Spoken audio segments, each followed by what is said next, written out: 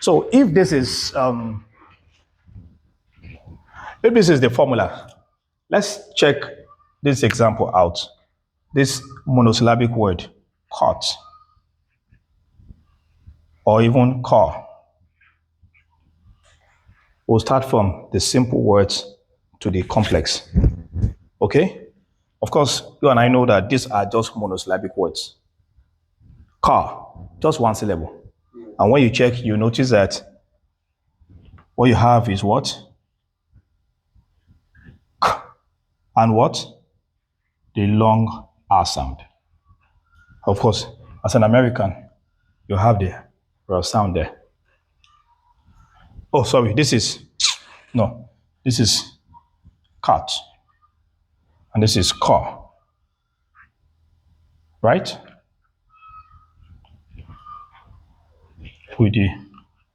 If you're an American person. What? The British pronunciation is car, while the American is car. The sound is pronounced. That's what we call rhotic in phonology. Good. The Americans have the rhotic pronunciation, while the Britons have the non-rhotic. All right. What's the point we're making here? This is just one syllable word. So what I would expect to do the exam is giving you such simple words. You simply map that using, you use the tree diagram to map it for me. Use the tree diagram. So this is just monosyllabic. So let's say it's a syllable, right? And you and I have agreed that this is what the sound, this one here. So what you have is what? What you have is what? It's not onset. It's onset, right? Yes. Because it's the first consonant. Yes, sir. Next is the what? You have vowel, right? So you have what? Nucleus, right? Yes. And of course, you have the third sound here, which is what? This alveolar consonant. The what? Coda. So what do you have? No. Consonant, vowel, and what? Consonant, which gives you k.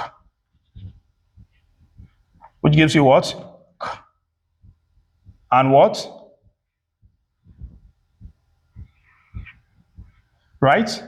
And what? T. Right? C-A-T. That's what I expect you to do for me in exam. But one thing that you must bear in mind is that this is so simple because it's just a syllable word. Now I'll give another example of 2-syllable words, and I'll give another example of 3-syllable words. Once you follow the formula that I've given you earlier, that what? These two are optional. This is the most important. So whenever you have it, I've given you an example of when you don't have it earlier. I gave you this word here. All right? So you just simply said what? It is what? Nucleus. And it is what? Vowel.